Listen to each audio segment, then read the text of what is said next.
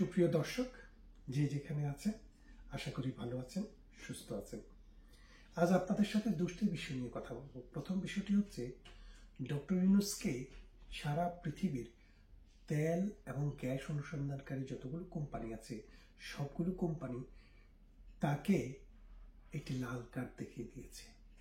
শুধু তাকে নয়, তার সমগ্র মন্ত্রী পরিষদ অর্থাৎ তার উপদেষ্টা পরিষদ এবং তার সরকারকে লাল কার্ড দেখিয়েছে। এবং দ্বিতীয় বিষয়টি হচ্ছে বাংলাদেশের জাতীয় স্লোগান জয় বাংলা কিভাবে হাইকোর্টে এবং সুপ্রিম কোর্টের একটি আদেশে স্থগিত হয়ে গেল সে বিষয়টি নিয়ে কথা বলব। তো তাহলে আমরা ইন ডিটেলসে যাই। প্রথম কথাটি হচ্ছে যে আপনারা জানেন যে বাংলাদেশের বঙ্গোপসাগরে প্রধানমন্ত্রী শেখ হাসিনা যখন ক্ষমতায় থাকে 2014 সাল থেকে 16 সালের ভেতরে দুটি সমুদ্র ডিসপিউট সমাধান করেছে, একটি মায়ানমারের সাথে আর একটি ভারতের সাথে।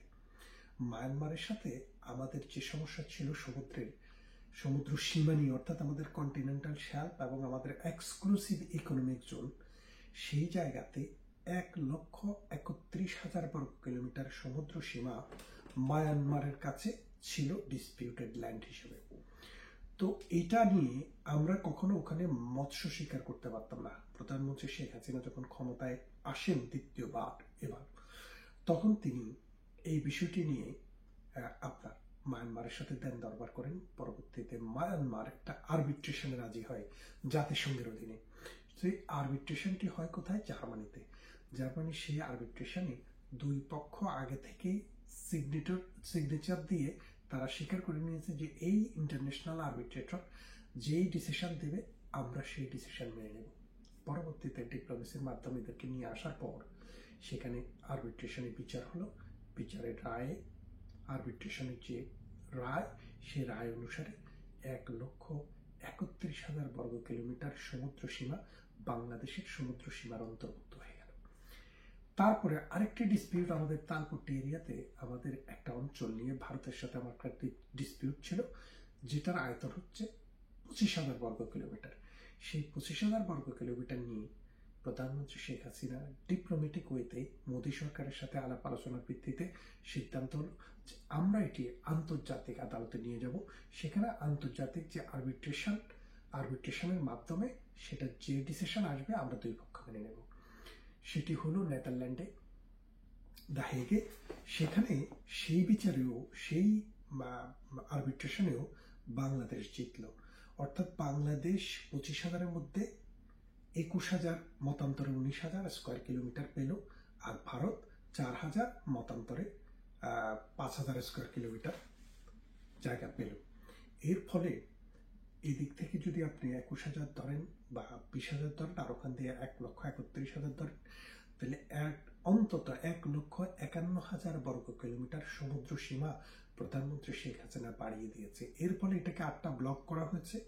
এই ব্লকগুলোর মধ্যে তেল গ্যাস অনুসন্ধান করা হয়। বঙ্গোপসাগরে আমাদের এই মাটির নিচে প্রাকৃতিক সম্পদ গ্যাস এবং তেল রয়েছে বলে অনেকেই ধারণা করেন। তো পেট্রো বাংলা বিভিন্ন কোম্পানিকে দিয়ে অনেক সময় সফলতা পেয়েছে, এখনো চেষ্টা চলছে।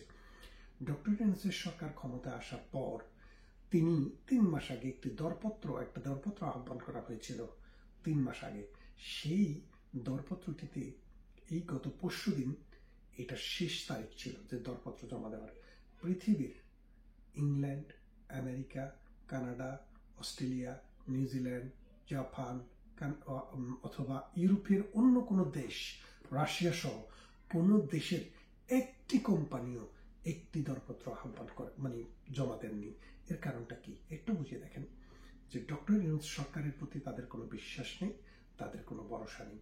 এই সরকারের সাস্টেইনেবিলিটি, এই সরকারের ক্রেডিবিলিটি এবং এই সরকারের সাথে কোনো চুক্তি যদি হয় তাহলে সেটার বৈধতা যে নাও হতে পারে, সেই কথা বিবেচনা করে পৃথিবীর কোনো দেশ এই ডক্টর ইউনূসের এই ইনভাইটেশনে অর্থাৎ দরপত্র আহ্বানে কেউ আসেনি।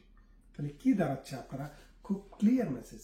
আন্তর্জাতিক যে সম্প্রদায়, যারা আমরা আমাদের উন্নয়ন সহযোগী বলি, যারা আমাদের দেশে ট্রেড করে, যারা আমাদের দেশের তেল গ্যাস অনুসন্ধান করেছে, যেমন অক্সিডেন্টাল ছিল, সেভরন ছিল, শেল ছিল, এরকম বহু বড় বড় কোম্পানি আছে, একটি কোম্পানিও আমাদের দেশে এইবার তেল গ্যাস অনুসন্ধানের জন্য দরপত্র ক্রয় করেনি। তার মানে তারা এই কথা বুঝিয়ে দিল বিশ্ববাসীকে, বাংলাদেশের মানুষকে, যে ডক্টর ইউনূস সরকারের সাথে, তার ডিসিশনের সাথে আমাদের যদি কোনো এগ্রিমেন্ট করতে হয় তাহলে সেটাতে আমরা প্রেজাইল অবস্থায় করব। তাহলে বোঝেন, এই যে সাগুপাগু যেগুলো আছে, এই যে ল্যাংটা বাহিনী, লাঠিয়াল বাহিনী, এই লাঠিয়াল বাহিনীর ভবিষ্যৎ সম্পর্কে আন্তর্জাতিক মহল খুবই সন্দিহান, অর্থাৎ তাদের ভবিষ্যৎ সাস্টেইনেবল না, এবং তাদের ভবিষ্যৎ যে কি হবে এক আল্লাহ ছাড়া পৃথিবীর আর কেউ বলতে পারে না। তাই সাবধান, শুধু আপনারা নয়, যে কেউ সরকারের সাথে যে কোনো চুক্তি, যে কোনো ট্রেড, যে কোনো বাণিজ্য করার সময় একটু সেকেন্ড থট দিবেন। এটি একটি অবৈধ সরকার।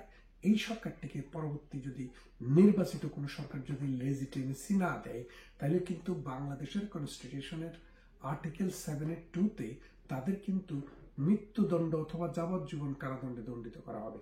যারা এই সরকারের সাথে জড়িত, যারা এই সরকারের উপদেষ্টা, যারা এই সরকারকে সহযোগিতা করে, অথবা যারা এই সরকারের কথা মতো চলে।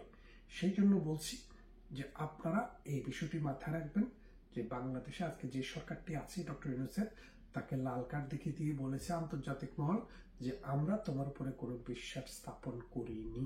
এই খবরটি প্রথম আলোতে গতকাল এসেছে, আপনারা খোঁজ নিয়ে দেখতে পারেন। আমি আপনাদেরকে প্রয়োজনে এই ভিডিওর সাথে লিঙ্কে দিয়ে দেওয়ার চেষ্টা করব, এবং এই জিনিসটি আপনারা একটু কনসিডার করে বুঝবেন যে আন্তর্জাতিক পরিমহলে তার অবস্থানটা কি। ধন্যবাদ সবাইকে এই বিষয়টি শোনার জন্য।